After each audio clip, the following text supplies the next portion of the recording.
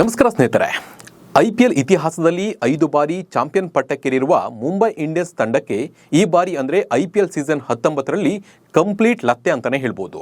Tourney ಆರಂಭಕ್ಕೂ ಮುನ್ನ ಅತ್ಯಂತ ಬಲಿಷ್ಠ ತಂಡ ಎಂದು ಬಿಂಬಿತವಾಗಿದ್ದ ಹಾರ್ದಿಕ್ ಪಾಂಡ್ಯ ಪಡೆ ಈ ಸೀಸನ್ನಲ್ಲಿ ಹೋಪ್ಲೆಸ್ ಪ್ರದರ್ಶನವನ್ನು ನೀಡಿದೆ. ಸ್ಟಾರ್ ಆಟಗಾರರು ಟೀಮ್ ಇಂಡಿಯಾದ ಶಕ್ತಿಗಳೇ ಮುಂಬೈ ತಂಡದಲ್ಲಿದ್ದರೂ ಕೂಡ 2026ರ IPL ಸೀಸನ್ನಲ್ಲಿ ಕಳಪೆ ಪ್ರದರ್ಶನವನ್ನು ನೀಡಿದೆ. ಮುಂಬೈ ಇಂಡಿಯನ್ಸ್ ಫೇಲ್ಯೂರ್ಗೆ ಕಾರಣವೇನು ಅನ್ನೋದನ್ನು ನೋಡ್ತಾ ಹೋಗೋಣ. ನಾನು ನಿಮ್ಮ ಶಿವರಾಜ್ ಬಾಣಂಕಿ. ನೀವು ಸುದ್ದಿಯಾನದ ಸಬ್ಸ್ಕ್ರೈಬರ್ ಆಗೋದನ್ನು ಮರಿಬೇಡಿ. ಈ ಸೀಸನ್ನಲ್ಲಿ ಮುಂಬೈ ಇಂಡಿಯನ್ಸ್ ಆಟ ನೋಡಿದವರು ಇದು 5 ಸಲ ಕಪ್ ಗೆದ್ದ ಟೀಮಾ ಅಂತ ಕೇಳುವಂತಾಗಿದೆ.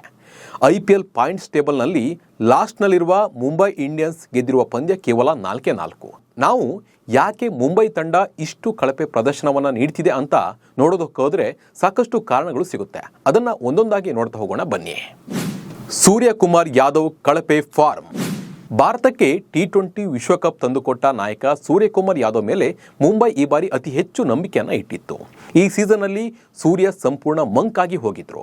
ಟೂರ್ನಿಯಲ್ಲಿ ಇದುವರೆಗೆ ಕೇವಲ 1 ಅರ್ಧಶತಕ ಗಳಿಸಿರುವುದನ್ನು ಬಿಟ್ಟರೆ ಉಳಿದ ಪಂದ್ಯಗಳಲ್ಲಿ ಅವರ ಅಬ್ಬರ ಕಾಣಲಿಲ್ಲ. ಸೂರ್ಯನ ಅಸ್ಥಿರ ಬ್ಯಾಟಿಂಗ್ ತಂಡದ ಮೊತ್ತದ ಮೇಲೆ ಭಾರಿ ಪರಿಣಾಮವನ್ನು ಬೀರಿದೆ ಅಂತಲೇ ಹೇಳ್ಬೋದು. ಫ್ಲಾಪ್ ಶೋ ಕೊಟ್ಟ ತಿಲಕ್. ಮಿಡಲ್ ಆರ್ಡರ್ ಆಧಾರ ಸ್ತಂಭ ಎಂದೇ ನಂಬಲಾಗಿದ್ದ ತಿಲಕ್ ವರ್ಮಾ ಈ ಸೀಸನ್ನಲ್ಲಿ ಅಟರ್ ಫ್ಲಾಪ್ ಆಗಿದ್ದಾರೆ. ಗುಜರಾತ್ ವಿರುದ್ಧದ ಪಂದ್ಯದಲ್ಲಿ 1 ಸೆಂಚುರಿ ಬಿಟ್ಟರೆ ಉಳಿದೆಲ್ಲ ಪಂದ್ಯದಲ್ಲಿ ಸಿಂಗಲ್ ಡಿಜಿಟಲ್ ಸ್ಕೋರ್ಗೆ ಔಟ್ ಆಗುವ ಮೂಲಕ ತಂಡವನ್ನು ಸಂಕಷ್ಟಕ್ಕೆ ತಳ್ಳಿದ್ದಾರೆ. ಮುಂಬೈ ತಂಡದ ಮಿಡಲ್ ಆರ್ಡರ್ ಕುಸಿಯಲು ತಿಲಕ್ ಅವರ ಫಾರ್ಮ್ ಕೊರತೆಯೇ ಮುಖ್ಯ ಕಾರಣ ಅಂತಲೇ ಹೇಳ್ಬೋದು. ಸಿಡಿಯದ ಜಸ್ಪ್ರೀತ್ ಬೂಮ್ರಾ ಬೌಲಿಂಗ್. ವಿಶ್ವದ ನಂಬರ್ 1 ವೇಗಿ ಬೂಮ್ರಾ ಅವರು ಮುಂಬೈ ಪಾಲಿಗೆ ಈ ಸೀಸನ್ನಲ್ಲಿ ವಿಲನ್ ಆದರು. ಈ ಸಲ ವಿಕೆಟ್ ಪಡೆಯಲು ಬೂಮ್ರಾ ಅಕ್ಷರಶಃ ಪರದಾಡಿದ್ರು ಅಂತಲೇ ಹೇಳ್ಬೋದು. ಮೊದಲಿನಂತೆ ವೇಗವಾಗಿ ಬೌಲ್ ಮಾಡುವ ಬದಲು ಕ್ಲೋವರ್ ಬಾಲ್ಗಳ ಮೊರೆ ಹೋಗ್ತಾ ಇರುವುದು ತಂಡಕ್ಕೆ ದೊಡ್ಡ ಹೊಡೆತವನ್ನು ಕೊಡ್ತು. ಮುಂಬೈನ ಪ್ರಮುಖ ಅಸ್ತ್ರವಾಗಿದ್ದ ಬೂಮ್ರಾ ಅವರ ವೈಫಲ್ಯ ತಂಡ ಹೀನಾಯ ಪ್ರದರ್ಶನ ನೀಡೋದಕ್ಕೆ ಒಂದು ದೊಡ್ಡ ಕಾರಣ ಅಂತಲೇ ಹೇಳ್ಬೋದು. ನಾಯಕನಾಗಿ ಹಾರ್ದಿಕ್ ಪಾಂಡ್ಯ ವೇಸ್ಟ್. ಸೋಲಿಗೆ ಇರೋದಕ್ಕಿಂತ ದೊಡ್ಡ ಕಾರಣವೇನೆಂದರೆ ನಾಯಕ ಹಾರ್ದಿಕ್ ಪಾಂಡ್ಯ. ತಂಡದಲ್ಲಿರುವ ಸೂಪರ್ ಸ್ಟಾರ್ ಆಟಗಾರರನ್ನು ವಿಶ್ವಾಸಕ್ಕೆ ತೆಗೆದುಕೊಳ್ಳುವಲ್ಲಿ ಹಾರ್ದಿಕ್ ವಿಫಲರಾಗಿದ್ದು. ಹಾರ್ದಿಕ್ ಪಾಂಡ್ಯ ಅವರ 1 ಮ್ಯಾನ್ ಶೋ ಧೋರಣೆಯಿಂದಾಗಿ ಡ್ರೆಸ್ಸಿಂಗ್ ರೂಮ್ನಲ್ಲಿ ವಾತಾವರಣ ಹದಗೆಟ್ಟಿತ್ತು ಅನ್ನೋ ಮಾತು ಕೂಡ ಕೇಳಿ ಬಂತು. ಕ್ರಿಕೆಟ್ ಎಂಬುದು ಟೀಮ್ ಗೇಮ್ ಎಂಬ ಸತ್ಯವನ್ನು ಹಾರ್ದಿಕ್ ಮರೆತಂತೆ ವರ್ತಿಸಿರುವುದು ತಂಡದ ಪಾಲಿಗೆ ಶಾಪವಾಯಿತು ಅಂತಲೇ ಹೇಳ್ಬೋದು.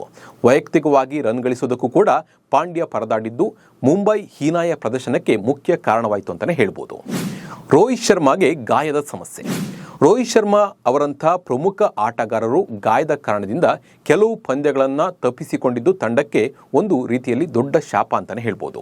ರೋಹಿತ್ ಶರ್ಮಾ ಬದಲಿಗೆ ಹಾರ್ದಿಕ್ ಪಾಂಡ್ಯ ಅವರನ್ನು ನಾಯಕನಾಗಿ ಮಾಡಿದ್ದು ತಂಡದ ಒಗ್ಗಟ್ಟಿನ ಮೇಲೆ ಪರಿಣಾಮ ಬೀರಿದ್ದು ಎದ್ದು ಕಾಣ್ತಾ ಇತ್ತು.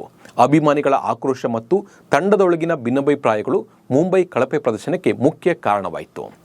ಸೀಸನ್ 19ರಲ್ಲಿ ಮುಂಬೈ ಇಂಡಿಯನ್ಸ್ ಒಂದು ಸೆಟಲ್ ಟೀಮ್ನಂತೆ ಕಾಣ್ತಾ ಇರಲಿಲ್ಲ. ಪ್ರತಿ ಪಂದ್ಯದಲ್ಲೂ ಅನಾವಶ್ಯಕ ಪ್ರಯೋಗಗಳನ್ನು ಮಾಡುತ್ತಾ ಮ್ಯಾನೇಜ್ಮೆಂಟ್ ಕೈ ಸುಟ್ಕೊಳ್ತಾ ಬಂತು. ಪ್ಲೇಯಿಂಗ್ 11ನಲ್ಲಿ ಪ್ರಮುಖ ಆಟಗಾರರನ್ನು ಕೈ ಬಿಡುವುದು ಮತ್ತು ಬ್ಯಾಟಿಂಗ್ ಆರ್ಡರ್ ಬದಲಾವಣೆ ಮಾಡ್ತಾ ಇರುವುದು ತಂಡಕ್ಕೆ ದೊಡ್ಡ ಹೊಡೆತವನ್ನು ನೀಡಿತು. ಒಟ್ಟಾರೆಯಾಗಿ ಚಾಂಪಿಯನ್ಸ್ ತಂಡ ಎನಿಸಿಕೊಂಡಿದ್ದ ಮುಂಬೈ ಇಂಡಿಯನ್ಸ್ ಅಭಿಮಾನಿಗಳಲ್ಲಿ ನಿರಾಸೆಯನ್ನು ಮೂಡಿಸಿದೆ. ಈ ಸೀಸನ್ನಲ್ಲಿ ಮುಂಬೈ ಇಂಡಿಯನ್ಸ್ ತಂಡದ ಪ್ರಸ್ತುತ ಸ್ಥಿತಿಗೆ ಕೇವಲ ಒಬ್ಬ ಆಟಗಾರ ಅಥವಾ ನಾಯಕ ಕಾರಣವಲ್ಲ. ನಾಯಕತ್ವದ ಬದಲಾವಣೆಯಿಂದ ಉಂಟಾದ ಅಸ್ಥಿರತೆ, ಪ್ರಮುಖ ಬೌಲರ್ಗಳ ಫಾರ್ಮ್ ಕೊರತೆ ಮತ್ತು ಹರಾಜಿನಲ್ಲಿ ಸರಿಯಾದ ಆಟಗಾರರನ್ನು ಆರಿಸುವಲ್ಲಿ ಮಾಡಿದ ತಪ್ಪುಗಳು ತಂಡವನ್ನು ಸಂಕಷ್ಟಕ್ಕೆ ದೂಡಿದೆ. ಸೀಸನ್ 20ರಲ್ಲಿ ಮುಂಬೈ ಇಂಡಿಯನ್ಸ್ ಹೇಗೆ ಎದ್ದು ಬರುತ್ತೆ ಅನ್ನೋದನ್ನು ನಾವು ಕಾದು ನೋಡಬೇಕಷ್ಟೇ. ನಮಸ್ಕಾರ.